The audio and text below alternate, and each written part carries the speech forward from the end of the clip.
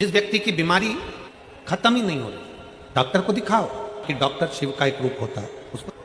Doctor जो दवाई दे कुंदकेश्वर महादेव के नाम से उसको खाओ। पर कभी अगर मौका लग जाए, तुमको ऐसा लगे कि ये शरीर का रोग तो समाप्त तो हो ही नहीं रहा, फिर पिपलेश्वर महादेव का नाम लेकर कुछ भी मीठा हलवा बना सकते हो, हलवा, सीरा बना सकते हो, सीरा, खीर बना सकते हो, खीर, जो तुम घर में मीठा बना सकते हो, उसका केवल 7 ग्रास का अन्न, 7 ग्रास मतलब 7 कोर, 7 ग्रास का अन्न एक पात्र में ले लो और पिपलेश्वर महादेव का नाम लेकर किसी भी शिवालय में, शंकर के मंदिर में जाकर एक बेलपत्र रखकर उस जो प्रसाद तुम बना कर ले गए हो, जो तुम भोग बना कर ले गए हो, उसका स्पर्श कर कर पिपलेश्वर महादेव का नाम लेकर शंकर को उस भोग को रखकर, बेलपत्र रखकर शिव जी को 7 बार एक ही लोटे का जल,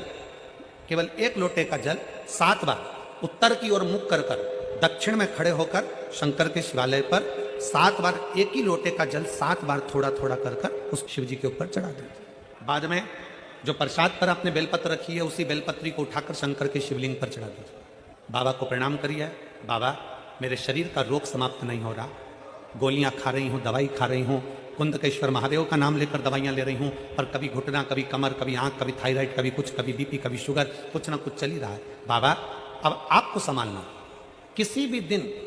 पिपलेश्वर महादेव का नाम लेकर वो चढ़ी हुई बेलपत्री लियाओ, प्रसाद लियाओ, घर पर आने पर जैसे ही घर के अंदर प्रवेश करो, सबसे पहले बेलपत्री को चबा चबा कर खा लो। फिर वो जो प्रसाद है, उस प्रसाद को 7 गांसें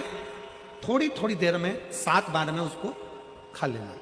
बाबा देवाधिदेव महादेव का नाम लेकर, पिपलेश्वर महादेव देव का नाम लेकर प्रणाम कर कर जल का आचमन,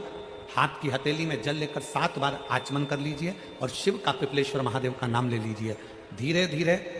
15 दिन लगेंगे और 15 दिन में बीमारियां अपने आप कम होना प्रारंभ हो जाएगी और बाबा आपका हाथ पकड़कर आगे बढ़ाएंगे।